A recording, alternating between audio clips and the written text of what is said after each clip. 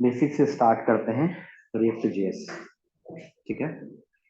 JavaScript में जो needed चीजें हैं, जो इंटरव्यूअर पूछता है, उस तरह के कॉन्सेप्ट्स पे हम लोग बात कर चुके हैं। मैं रिएक्ट जेएस पे स्टार्ट कर रहा हूँ। उससे पहले एक बार थोड़ा सा फिर से बेसिक सा एक आइडिया दे रहा हूँ कि भाई रिएक्ट जेएस एक लाइब्रेरी है जो कि फेसबुक वालों ने बना रखी है, ठीक है।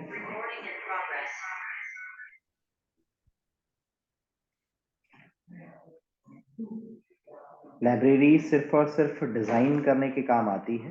डिजाइन के अलावा अगर आपको कुछ भी करना है, उसके लिए आप एक्स्ट्रा मॉड्यूल्स जो हैं उन्हें डाउनलोड करते हैं और डाउनलोड करके यूज कर पाते हैं।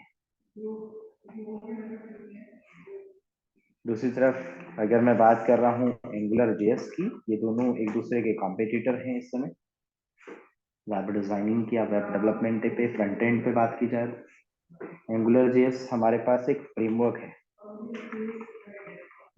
जो कि गूगल वालों ने बनाया है। फ्रेमवर्क का मतलब होता है जिसमें काफी सारी चीजें पहले से इनबिल्ट होती हैं। जैसे कि कॉमन सिनारियो पर अगर मैं बात करूं कि अब फॉर्म बनाना, लॉगिन फॉर्म बनाना, कॉन्टेक्ट फॉर्म बनाना, ठीक है, ये प्री बिल्ट कॉन्सेप्ट है एंगुलर के अंदर। उन्होंने अपना सिनारियो बताया है कि आप दो तरीके से फॉर्म बना सकते हैं, रिएक्टिव फॉर्म और टेम्पलेट ड्रिवन फॉर्म। एंगुलर में करने के तरीके बताए गए हैं। आपको बेसिक सा वैलिडेशंस करना है तो भी एंगुलर के अंदर अपना वैलिडेशंस करने का तरीका बता रखा है फॉर्म बनाते समय। अगर मुझे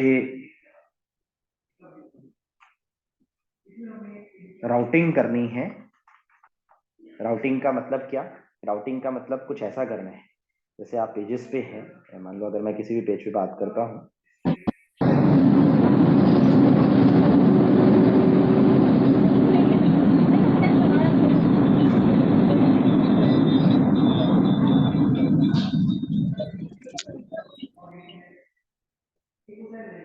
यहाँ पर पेज पर अगर मैं पेज पे बात कर रहा हूँ कि ये मेरे पास एक बेसिक सी वेबसाइट W3 स्कूल को अगर मैं ओपन करता हूँ, ये मेरे पास है। जैसे ट्यूटोरियल पे मैंने लर्न एचटीएमएल पे क्लिक किया तो मेरे पास कुछ इस तरीके से ऊपर मेन्यूज बने हुए हैं, HTML, CSS, JavaScript, SQL, bootstrap. अगर मैं PHP पे क्लिक करता हूँ तो कौन सा पेज आता है, PHP का पेज आता है। मैंने पाइथन पे क्लिक किया तो पाइथन का पेज आता है। पर ध्यान दें, पेज क्या होता है, रीलोड होता है। ये राउटिंग का जो कॉन्सेप्ट है, मतलब इस तरीके का अगर बनाना है तो वो कॉन्सेप्ट भी ऑलरेडी बना कर दिया है एंगुलर वालों ने। बट उसके अलावा अगर आप पेज पर, अब ऐसा तो नहीं होगा, फ्रेमवर्क का मतलब मैंने बोला कि एक ऐसी थाली जिसमें काफी सारी चीजें पहले से हैं। लाइब्रेरी का मतलब जिसका काम सिर्फ और सिर्फ क्या करना है, डिजाइन करना है। इस पर ना आप राउटिंग खुद से कर सकते हैं, राउटिंग भी अगर आपको करनी है तो आपको उस पर्टिकुलर पैकेज को डाउनलोड करना पड़ेगा। राउटिंग करने वाला पैकेज अलग से होगा, ठीक है। वो पैकेज कहाँ से डाउनलोड करना पड़ेगा, एनपीएम से। अब मेरी बात को सुनना, मैंने कहा अगर राउटिंग करनी है तो राउटिंग का पैकेज डाउनलोड करना पड़ेगा। कल के दिन अगर मैं आपसे कहता हूं कि मुझे फॉर्म बनाना है तो फॉर्म बनाने के लिए क्या हो सकते हैं, पैकेजेस हो सकते हैं। कल के दिन मैं अगर आपसे कहता हूं कि आपको कोई पेज बनाना है, डेटा बनाना है, जैसे डेटा जो आ रहा है 100 डेटा आ रहा है, 100 में से आप 10-10 डेटा को दिखाना चाहते हैं और नीचे पेजिनेशन करना चाहते हैं। जैसे 1 नंबर पे क्लिक करें तो 1 नंबर का पेज, 2 पे क्लिक करें 2 का पेज, 3 नंबर पे जाए तो 3 नंबर का पेज, ये पेजिनेशन करनी है। ये भी तो रिएक्ट पे नहीं है, तो आपके पास उसके लिए भी क्या बना होगा, मॉड्यूल होगा। आप डेवलपर्स बना रहे हैं तो किस पे डाल रहे हैं, एनपीएम पे डाल रहे हैं।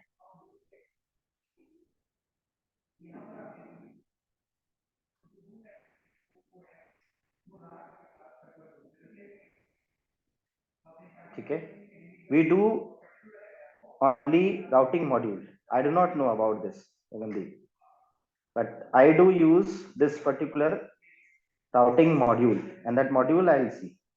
ठीक है, देखना हम यहाँ पर अगर पेज पर हैं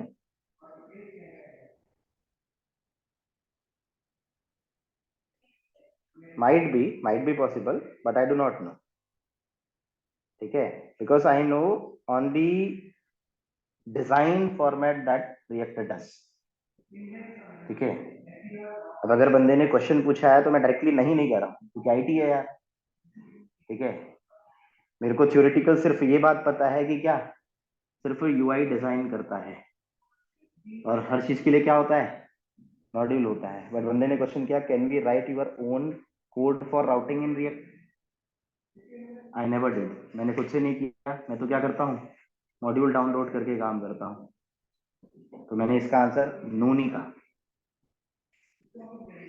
ठीक है, तो हो सकता है क्या पता कोई तरीका हो, लिख सकते हो, अपने कोड भी लिखते हो. अब जैसे अगर मैं कहता हूँ आपसे, मैंने कहा पेजिनेशन, क्या करना है, पेजिनेशन करना है. अब पेजिनेशन करना है तो पेजिनेशन का हो सकता है आप अपना कोड भी बना सकते हो पेजिनेशन करने के लिए. अगर आपने पीएचपी पढ़ी है तो पेजिनेशन आप पीएचपी में खुद से भी कर पाते हैं. ठीक है, आपके पास पेजिनेशन करना है किसमें, रिएक्ट के अंदर. तो रिएक्ट के अंदर पेजिनेशन करने के क्या है, मॉड्यूल है. देखिए, अगर मैं सिंपल सा मॉड्यूल करता हूँ या npm सर्च करता हूँ तो कौन सा मॉड्यूल आ रहा है, रिएक्ट पेजिनेट मॉड्यूल आ रहा है. मैंने npm से जाकर उस पर्टिकुलर मॉड्यूल को डाउनलोड करके यूज करना है. अच्छा, मैंने एक चीज यहाँ पर ये नोटिस करी थी, जिस हिसाब से भाई ने क्वेश्चन पूछा है उस हिसाब से मैं बात बोल रहा हूँ.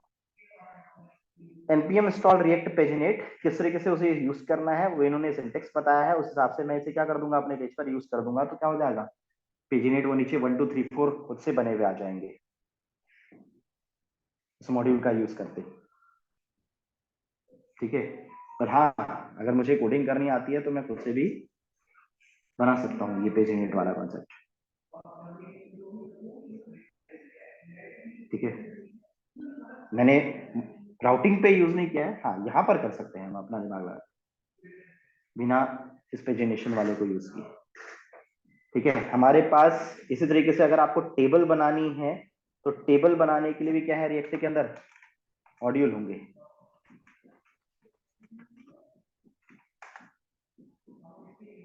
देखो, रिएक्ट टेबल करके है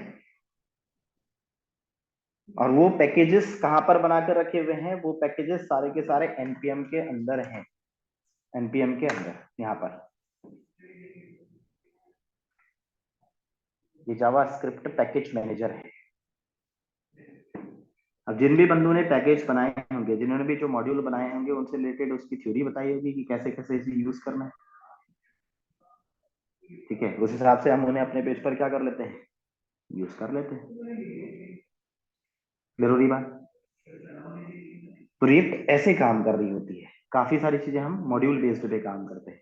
अच्छा, मैं एक जगह पे पढ़ रहा था कि भाई रिएक्ट से भी साइट जब बनती हैं, बेसिकली रिएक्ट का यूज क्यों है, पेज फास्ट लोड हो, जल्दी चले. वो कैसा वाला सिनारियो है, ऐसा वाला सिनारियो है. रिएक्ट का बेसिकली यूज ये है कि अगर आप रिएक्ट पे जाते हैं, मान लो मैंने रिएक्ट की ऑफिशियल वेबसाइट खोली, ये रिएक्ट की ऑफिशियल वेबसाइट है react.js.org. अगर आप कोई भी डेटा बनाते हैं, देखिए आपने ब्लॉक पे क्लिक किया, तुरंत ब्लॉक आया, पेज रिलोड जैसा नहीं हो रहा है. यहाँ पे तुरंत कहां पर आ रहा है, इस जगह पे पेज रिलोड नहीं हो रहा ऊपर. मैंने यहाँ पर ट्यूटोरियल पे कम्युनिटी पे क्लिक किया, तुरंत डेटा आया. ब्लॉक पे क्लिक किया, ब्लॉक का डेटा आया. मैंने how to update to React 18 किया, तुरंत डेटा आया. रिएक्ट चलता है फास्ट. बट मैं पढ़ रहा था, मैंने कहा यार रिएक्ट जेएस है, एंगुलर जेएस है, नेक्स्ट जेएस है, व्यू जेएस है, इतना सारा ड्रामा कैसे हो रहा है. ठीक है, तो मुझे एक जगह पे आंसर मिला. मैंने क्या क्या सर्च किया, मैंने क्या सर्च किया वो मैं आपको दिखा रहा हूँ. क्योंकि भाई आईटी है, आपको साथ में बहुत सारे कंपैरिजन करते हुए, बहुत सारे मॉड्यूल साथ में लिखते हुए ऐसे करना पड़ता है कोडिंग. ठीक है, एक जगह मुझे सिनेरियो मिला, मैंने नेक्स्ट जेएस सर्च किया, मैंने लिखा वाई नेक्स्ट जेएस, ऐसा सर्च किया, नेक्स्ट जेएस क्यों, और ओवर रिएक्ट इस तरीके का मैंने क्वेश्चन सर्च मारा. क्योंकि एक मेरे साथ के डेवलपर हैं, पहले जावा में डेवलपिंग करते थे, अब रिएक्ट पे या नेक्स्ट पे इस पे डेवलपिंग करते हैं. तो उन्होंने मेरे से बोला कि यार नेक्स्ट जेएस पे काम करते हैं हम, तो मैं तो रिएक्ट भी नहीं लिखता हूँ. ठीक है, मैं थोड़ा और ऊपर बात करने लगा हूँ, आप ध्यान दीजिए. जहां पर आप हैं उस जगह से भी ऊपर।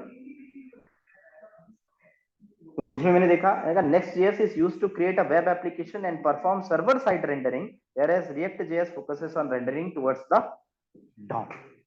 नेक्स्ट जो है वो सर्वर साइड की रेंडरिंग पर डिपेंड करती है। सर्वर साइड से, सर्वर साइड पे क्या है, जैसे हमारे पास .NET है या हमारे पास PHP है, वहां से रेंडरिंग करवाना, वहां से चीजों को फास्ट करना। तो काफी बंदे कुछ इस तरीके से भी काम करते हैं, रिएक्ट प्लस नेक्स्ट की कॉम्बिनेशन फास्ट चलता है, मगर अगर रिएक्ट के साथ में यूज होती है तो। ठीक है, रिएक्ट में भी एक सिनारियो मैंने थ्योरी में ऐसे पढ़ के देखा कि रिएक्ट भी अगर इंडिविजुअली यूज की जाती है तो रिएक्ट भी कभी कभी क्या फर्क पड़ता है, लोड करने में स्लो होने लगती है, तो आप कंबाइन पे साथ में क्या लिखने लगते हो, फिर नेक्स्ट भी लिखने लगते हो। ठीक है, ऐसा सिनारियो है। अब मैं इसे थ्योरेटिकल नहीं बता सकता हूँ, ठीक है, जब एक रियल टाइम पे जब आप प्रोजेक्ट बना रहे हो तब आपको ये चीजें दिखाई दे सकती है। ठीक है, बट सर्वर साइड की रेंडरिंग के लिए सर्वर साइड पे करना है। React offers client side improving the application performance. आप देखिए, whereas create react app offers client side rendering, improving the application performance। Speed का फर्क, should I learn react or next, ऐसा कुछ क्वेश्चन मैंने सर्च मारा। if you are planning on creating a web application with server side rendering, if you already have been a knowledge about react but you are looking for more functionalities, whenever you plan on building a static site, lastly if you want to build an MVP and reduce time to market, Next.js would be prefer you go to the framework। अगर आप performance पे बात करने लगे हैं, चीजें और तेज करवाना चाहते हैं, तो आप साथ में क्या यूज करो, नेक्स्ट यूज करो। दोनों को हम साथ में यूज कर सकते हैं बिल्कुल। और अच्छी कंपनी वाले बंदे जो अच्छे पैकेजेस ले रहे हैं, जैसे 15 लाख, 20 लाख, 25 लाख, 30 लाख, वो लोग नेक्स्ट को साथ में यूज करके परफॉर्मेंस बढ़ाते हैं चीजों की। हम बेसिकली चाहते ही ऐसा है, ठीक है, कि चीजें फास्ट चले। तो क्लाइंट साइड हमें जो प्रोसेस करनी है वो हम रिएक्ट के लिए यूज करते हैं, बैकएंड साथ में नेक्स्ट का यूज करते हैं, सर्वर साइड पर रेंडरिंग। ठीक है, ये प्रोडक्शन बेस्ड बात है।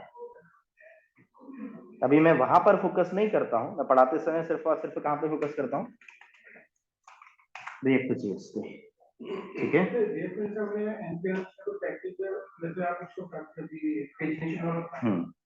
तो वो उस एप्लीकेशन के अंदर होता है या उसमें दूसरे एप्लीकेशन उसके अंदर मैं डाउनलोड करूंगा कमांड चला के। हाँ, npm i react paginate, npm i react जो भी है, react bootstrap, npm i material, जो भी मुझे चाहिए होगा उस चीज को क्या करूंगा, इंस्टॉल करूंगा अपने फोल्डर के अंदर, उस प्रोजेक्ट के अंदर। डिपेंडेंसी बिल्कुल पैकेज डॉट जेएसएन हैंडल करता है उस चीज को। ठीक है, जब फाइल क्रिएट होती है तो पैकेज डॉट जेएसएन बनेगा, वो हैंडल करेगा। हम यहाँ पर पेज पर आए, अगर मैं इस जगह पे बात करता हूं,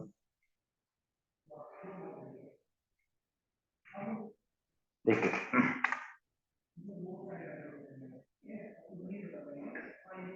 तो रिएक्ट जेएस क्या है, एक लाइब्रेरी है, कुछ भी एक्स्ट्रा चाहिए तो मॉड्यूल चाहिए। ठीक है, या फिर आप खुद सेल्फ से कोड लिख सकते हैं, रिएक्ट पेजिनेट वाला लिख सकते हैं।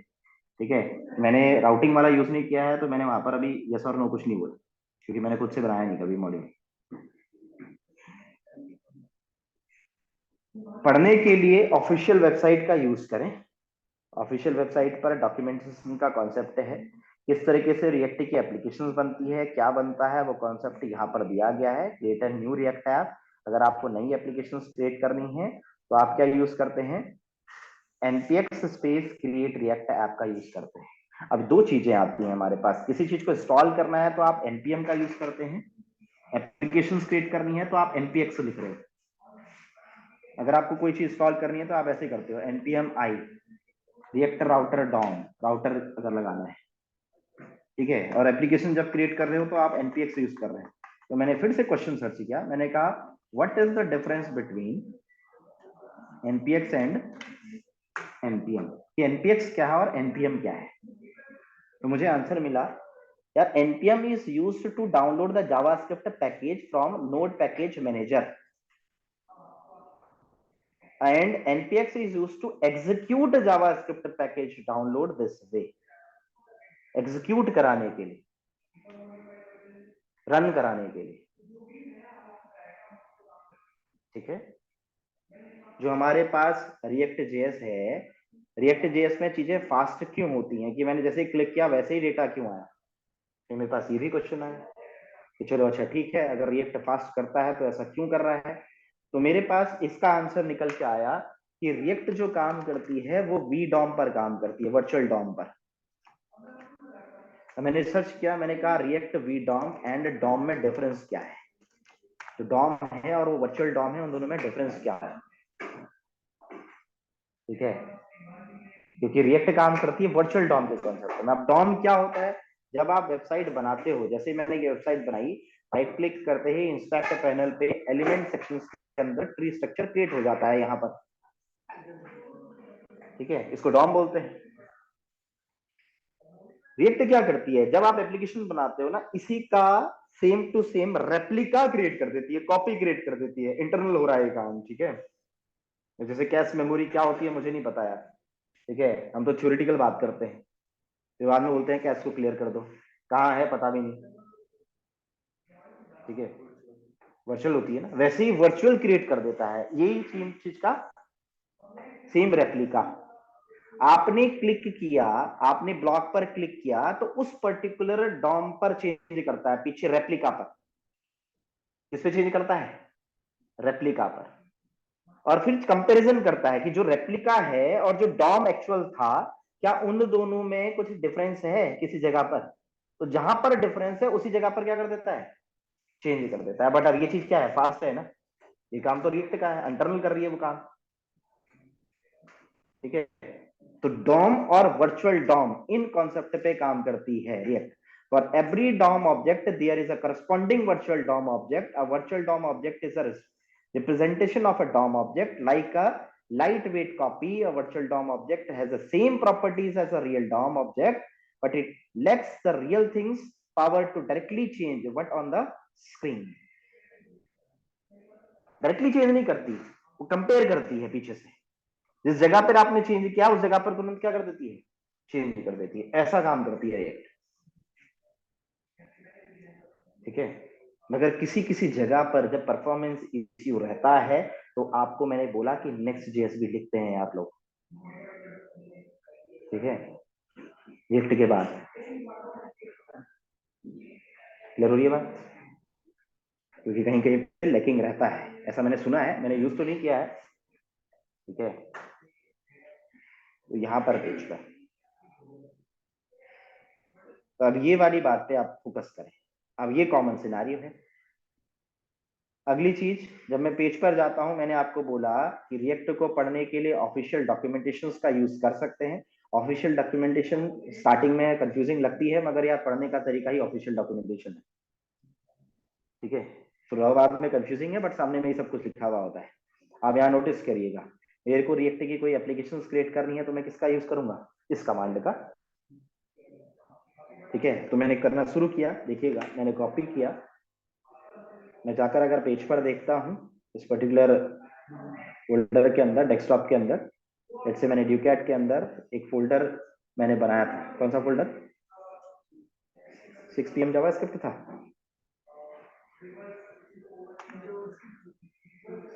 ये है ना।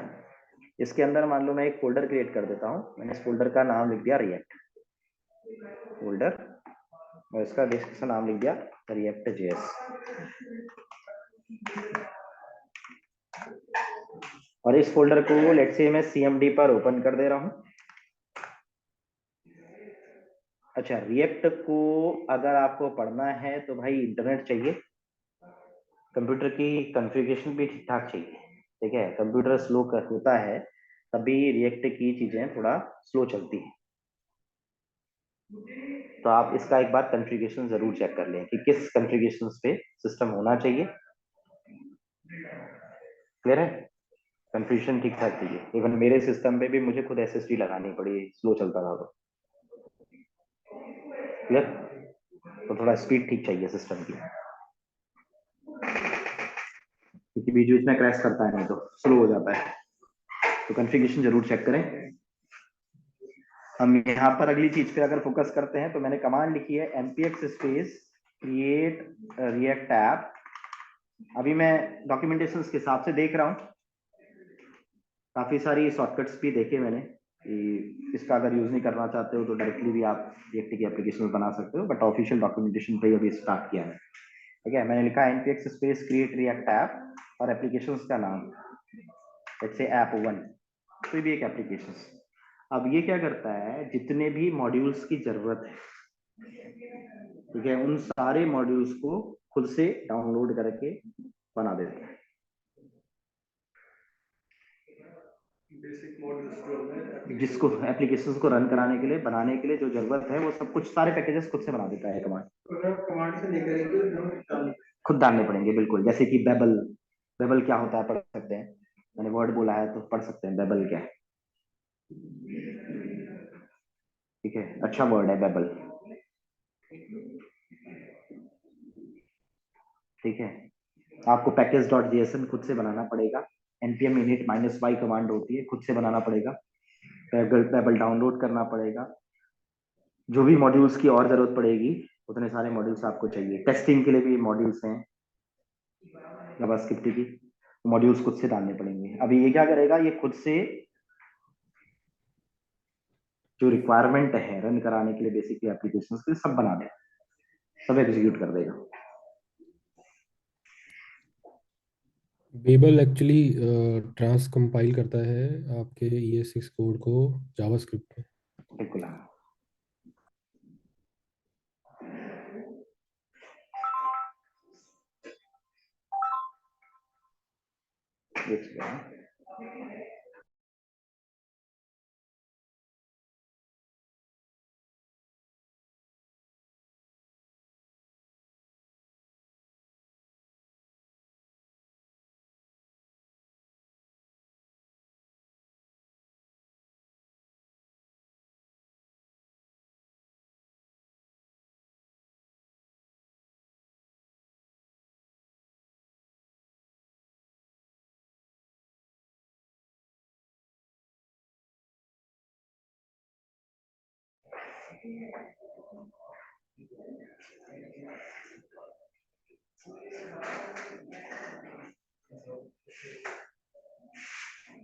तो आज के लिए जो क्वेश्चंस क्रिएट हुए हैं भाई, npx क्या है, npm क्या है,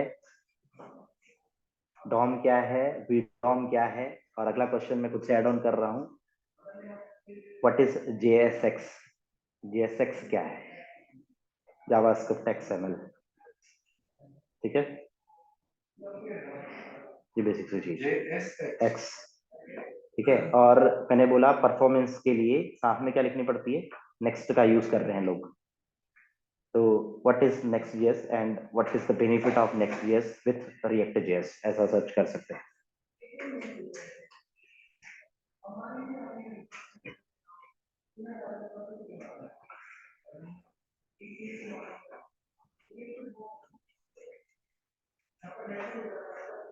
क्योंकि कुछ चीजें डेवलपमेंट में ही पता चलती हैं।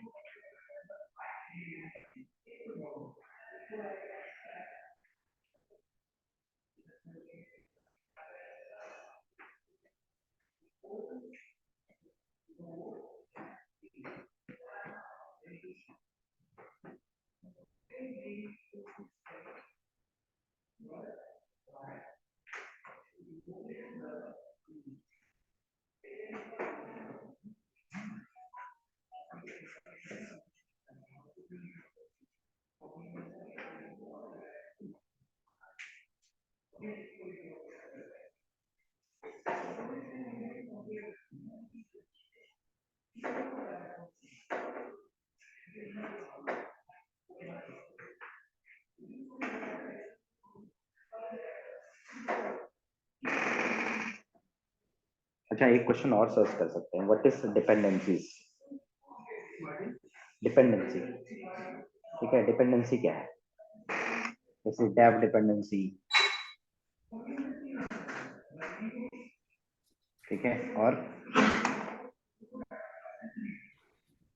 ये डिपेंडेंसीज क्या है। Dependencies are basically, you know, make your application workable, which is like install those dependencies in your system, और उसके अंदर आपको रन करने के लिए जो रिक्वायर्ड डिपेंडेंसीज होती हैं, which अगर हमने कोई पैकेज इंस्टॉल किया है तो उसका एक डिपेंडेंसी किसी और थर्ड पार्टी लाइब्रेरी पे है, तो हमें वो डिपेंडेंसीज डाउनलोड करनी पड़ती हैं to make our application work.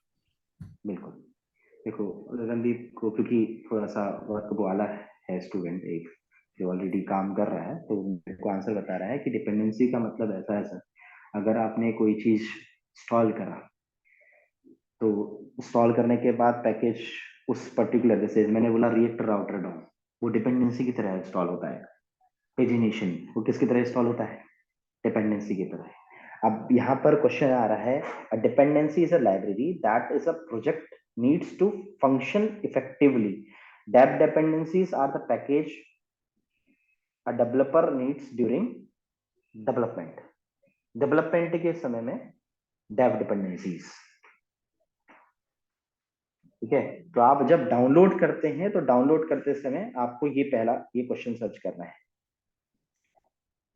ठीक है। ये देखिए, इसको मैंने सर्च करके बता दे रहा हूँ, ये चीज, ये क्वेश्चन।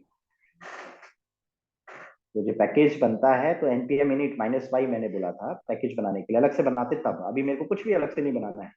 यहाँ पर आप देखिए डिपेंडेंसीज, क्या डिपेंडेंसी है? Dependency is a library that a project needs to function effectively. खुद बन के आएंगे अभी आपके पास, ठीक है। आपको अभी के केस में तो कुछ नहीं करना, बट कल के दिन आप जब इंस्टॉल करोगे तो ये पैकेज को, तो किस तरीके से चाहिए, वो प्रोडक्शन पे चाहिए या डेवलपमेंट पे चाहिए, उस हिसाब से आप डिपेंडेंसी को डाउनलोड करोगे। npm init npm i reactor router down, dev चाहिए तो डैश डैश डेव ऐसा लिखोगे पीछे, कि डेवलपमेंट पे चाहिए या नहीं चाहिए, तो आपके पास डिपेंडेंसीज है। सर अपने पास हमने अभी डाउनलोड करा है, जो रिएक्ट का ऐप अभी हमने इनिशिएट करा है, बनाया, उसमें पैकेज और जेसन होगा, उसमें सारी डिपेंडेंसीज हो गई है, ऐसा ना? हाँ हाँ,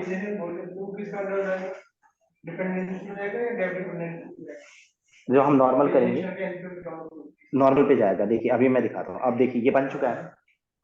अब आप देखिए, जब ये बन चुका होगा, तो यहाँ पर अगर आप पेज पर हैं, जैसे मैं इस जगह पर VS कोड मैंने ओपन किया, फाइल पर मैं आया, मैंने ओपन फोल्डर किया, तो अभी तो मैंने सब कुछ खुद से कुछ नहीं क्रिएट किया है।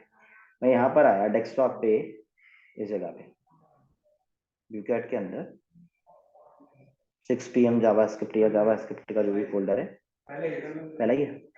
यहाँ पर हम लोग पेज पर आए, मैंने रिएक्ट जेएस किया, ऐप ओपन, इसको मैं ओपन कर दे रहा हूँ, ठीक है, इस जगह पे। तो ये पैकेज डॉट जेएसएन फाइल बनेगी है। इस पैकेज डॉट जेएसएन फाइल पर ना नेम, वर्जन, डिपेंडेंसीज,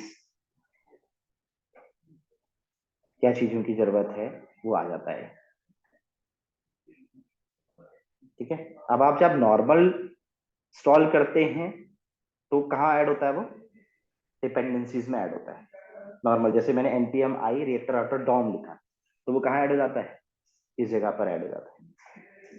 अच्छा, कमांड पे अब डेव डिपेंडेंसी क्या है, इसीलिए मैंने थ्योरी पढ़ने के लिए बोला है कि पहले डिपेंडेंसी और क्या देख के देखिए, डेव डिपेंडेंसी देखिए कि डेवलपमेंट मोड पर अब कोई चीज डिपेंडेंसी ऐसी चाहिए कि यार नहीं, रन कराने के लिए मुझे इसकी जरूरत है ही है। मैंने यहाँ पर लिखा npm i reactor router dom, let's say मैंने डैश डैश डेव ऐसा लिखा। आप देखिएगा मैं सिंपल ऐसे सर्च कर रहा हूँ अभी npm i पे, यहाँ पर पेज पर,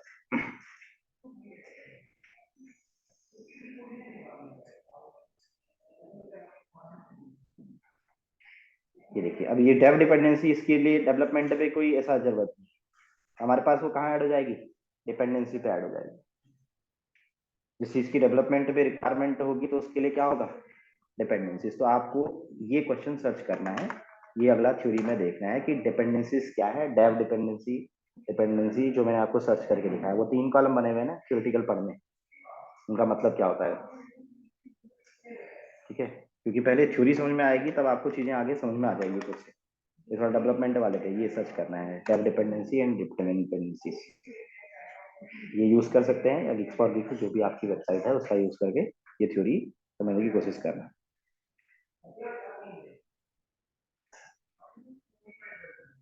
यहाँ पर नीचे लिखा हुआ भी आ रहा है, मैंने उसे कमेंट करके सामने में रखा है।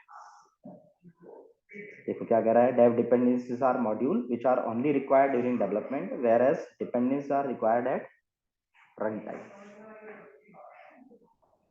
ठीक है, ये डिफरेंस होता है इंस्टॉल करते समय कि आपको रन करने के लिए जरूरत है या डेवलपमेंट के लिए जरूरत है। एग्जाम्पल शायद सर ये हो सकता है कि हम टाइप स्क्रिप्ट जो यूज़ करते हैं that is use to write the code on the run time while developing the application हाँ, which does not require in our dependencies while deploying the application. Yes, बिल्कुल हो सकता है। ठीक है, तो जब आप पढ़ोगे तो आपको इसका आंसर पता चल जाएगा कि भाई किस चीज की जरूरत कहाँ पर पड़ेगी। अगली चीज जो ये थ्योरेटिकल है, ठीक है, पहले थ्योरी पढ़ेंगे तो तब आपको समझ में आने लग जाएगा कि यार रिएक्ट पे काम कैसे होता है। अब देखिए बाकी तो सारा सिंटेक्स है, इन्होंने फोल्डर बना रखे हैं, पब्लिक फोल्डर के अंदर इमेज डाल रखी है, इस तरीके से एसआरसी कुछ किया है, कुछ इन्होंने ऐसा कुछ किया है। अब अगली लाइन, मैं अभी यहाँ पर कुछ नहीं जा रहा हूँ, मैं अगली लाइन जो लिखी है वेबसाइट पे उस जगह पे मैंने फोकस किया। कहता है कि आप क्या करिए, सीडी माई ऐप पे चले जाइए जो आपने एप्लीकेशन बना रखी है और एनपीएम क्या लिख दीजिए, स्टार्ट लीजिए। मैं उसी पे फॉलो कर रहा हूँ अभी, ठीक है, बट मैंने कुछ थ्योरी जो पढ़ने के लिए बोली है वो इंपोर्टेंट होगी, आगे आपको समझ में आने लग जाएगा कुछ। हम यहाँ पर पेज पर हैं, आपने क्या लिखना है, यहाँ यहीं से रन कराना चाहते हो यहाँ से भी करा सकते हो और टर्मिनल से भी रन करा सकते हो। ठीक है, तो आपने वीएस कोड पे खोला है, क्या करना है, सीडी ऐप 1 पर जाना है और एनपीएम क्या कर देना है, स्टार्ट कर देना है। ठीक है, जब आप एनपीएम स्टार्ट करते हैं तो लोकल होस्ट 3000 नंबर के पोर्ट पर एक एप्लीकेशन रन करते हुए दिखाई देती है। जब मगर आपने जब पढ़ा है, आप नोटिस करना पहले इसको पहले रन करा के दिखा। ठीक है, फोल्डर वाल्डर कुछ सबसे बन गए हैं, स्टार्टिंग द डेवलपमेंट मोड ऐसा हो गया है और जाकर पेज पर यहाँ पर दिखाई दे रहा है। तो आज थोड़ा रिसर्च करना है भाई, ठीक है, जो थ्योरेटिकल है थोड़ा रिसर्च करोगे तो आपको ज्यादा बेटर समझ में आएगा, क्योंकि रिएक्ट काम करने में आसान है। ठीक है, रिएक्ट आपको जल्दी समझ में आ जाती है, बाकी सिंटेक्स का खेल तो एक अलग चीज है, सिंटेक्स ना आए वो अलग है, सिंटेक्स ऐसा जरूरी थोड़ी था मुझे भी सब कुछ याद होता हो। यहाँ पर हम पेज पर हैं, लोकल होस्ट 3000 नंबर के पोर्ट पर एक एप्लीकेशन खुल के आ जाती है। अब ये जो एप्लीकेशन खुल रही है नोटिस करना, तो एनपीएम स्टार्ट करने पर हुआ क्या ये देखना है मुझे। तो सर ये पैकेज डॉट जेसन में जाकर स्क्रिप्ट ढूंढेगा जहाँ पर बिल्कुल स्टार्ट लिखा होगा वो एग्जीक्यूट कर देगा। बिल्कुल, देखो देखिए यहाँ पर क्या है, ये रिएक्ट स्क्रिप्ट स्टार्ट्स ऐसे रखा है। ठीक है, तो मैंने आपको बोला कि जो टेस्टिंग मॉड्यूल, बिल्डिंग मॉड्यूल, ये सब कुछ कहाँ पर हो गए होते हैं, ये नोड मॉड्यूल्स के अंदर सब इंस्टॉल होके आते हैं। ठीक है, हमारे पास यहाँ पर देखिएगा किस तरीके के मॉड्यूल्स हैं। मैंने आपको बेबल बोला कि बेबल है, जेस्ट है, just what is jest, you can read jest क्या होता है, जेस्ट मॉड्यूल क्यों यूज होता है रिएक्ट के साथ, या जावास्क्रिप्ट का क्या मॉड्यूल है। ठीक है, you can go with just एक ESLint क्या है, ये तीन चीजें आप देख सकते हैं, बेबल, ESLint और जेस्ट, ये मॉड्यूल क्या है, ये क्या यूज होता है इनका। ठीक है, ये ऑलरेडी आता है यार, हम इस पे फोकस नहीं कर रहा हूँ इसीलिए ESLint। ठीक है, क्योंकि ऑलरेडी इंस्टॉल हो जाते हैं ना मॉड्यूल मॉड्यूल। तो हम यहाँ पर पेज पर है। अब करता क्या है, जब हम एप्लीकेशन रन कराते हैं, यहाँ पर आप फोकस करना, जब मैं इसे रन करा देता हूँ तो पर्टिकुलर ऐसा कुछ खुल के आ जाता है और नीचे लिखा हुआ था edit src app.js। But NPM start करने पर हुआ क्या, हुआ ऐसा कुछ, जब आपने एनपीएम स्टार्ट किया तो पब्लिक फोल्डर के अंदर सबसे पहले फाइल रन हुई index.html, क्योंकि वेबसाइट का सबसे पहला पेज इंडेक्स पेज। ठीक है, तो वो रन किसको कराता है, इसको। अब यहाँ पर ऊपर हेड सेक्शन पे आपके पास ये फेविकॉन लगा पड़ा है, ये आपके पास टाइटल लिखा पड़ा है, आप देखिए सब कुछ यहाँ पर लिखा पड़ा है, मेटा बना है, या आपने देखिएगा यहाँ पर आपने टाइटल लिखा है, दिखा है रिएक्ट ऐप, मान लो मैंने रिएक्ट ऐप की जगह पर यहाँ पर गूगल ऐप लिख दिया, कुछ भी लिख दिया यार, गूगल लिख दिया, Ctrl+S, तो ये अगर पेज चल रहा होगा तो आप दिखाई देगा ना आपको पेज पे, ठीक है। मैंने तो बोला कि जब आप npm स्टार्ट लिखते हैं तो पब्लिक फोल्डर के अंदर ये पेज चलता है, देखिए यहाँ क्या लिखा आ रहा है गूगल, इसका मतलब चलता हो कि index.html रहा है, बट index.html के अंदर इन लोगों ने खुद से ऐसा कर रखा है, क्या कर रखा है इन्होंने, यहाँ पर बॉडी पर एक div id रूट बना रखा है, उसके अलावा कुछ है ही नहीं। देखिए मैंने इसे कमेंट कर दिया और इसकी जगह पर मैंने हेलो लिख दिया, इसको मैंने कमेंट कर दिया और इसकी जगह पर क्या लिख दे रहा हूं मैं, हेलो गुड मॉर्निंग, ऐसा लिख दे रहा हूँ, Ctrl+S मैंने इसे सेव कर दिया। और जाकर अगर मैं पेज पर देखता हूँ, इस जगह पे अगर मैं पेज पर देखता हूँ तो आपको क्या दिख रहा है, हेलो गुड मॉर्निंग, जबकि div id रूट पे तो कुछ है ही नहीं। नोटिस करना, एक div बना रखा है ना, बट उस पर तो है ही नहीं कुछ। मैंने यहाँ पर हेलो गुड मॉर्निंग लिखा तो मेरे को दिखता है ना हेलो गुड मॉर्निंग, बट इसका मतलब चल तो ये पेज रहा है। जब मैं npm स्टार्ट करता हूँ तो ये चलता है। इन्होंने क्या किया है देखिएगा, इसके बाद इन्होंने अटैच कर रखी है src फोल्डर के अंदर की फाइल, और वो फाइल कौन सी है, index.js। और index.js पे सिर्फ और सिर्फ एक जगह पे फोकस कीजिए, मैं ज्यादा फोकस नहीं करवा रहा हूं। यहां पर इन्होंने क्या किया है, document.getElementById रूट, वो रूट वाली आईडी थी ना, उस आईडी को गेट कराकर ऐप को बूटस्ट्रैप किया है, जोड़ा है, बूटस्ट्रैप किया है करते वर्ड बोलते हैं बंदे, ठीक है। थ्योरी वाले बंदे कुछ भी कहते हैं यार, मैं तो इसीलिए थ्योरी पे ज्यादा बिलीव नहीं करता। यहाँ पर आप पेज पर है, ठीक है। ये इन्होंने ऐप को, मतलब ऐप ऊपर क्या कर रखा है, ये इंपोर्ट किया है, ये एक मॉड्यूल है। अब बात बताते हैं मॉड्यूल क्या होता है। जो बच्चे ऑनलाइन हैं प्लीज दोबारा से लॉगिन करना, आगे समझते हैं इस बात को। हालांकि हम लोगों ने तो पढ़ा है ना, मॉड्यूल क्या होता है, पढ़ा है नहीं पढ़ा है, इंपोर्ट करके एक्सपोर्ट डिफॉल्ट पढ़ा है ना, ठीक है। तो जो बच्चे ऑनलाइन है प्लीज लॉगिन करना, 10 मिनट और समझते हैं।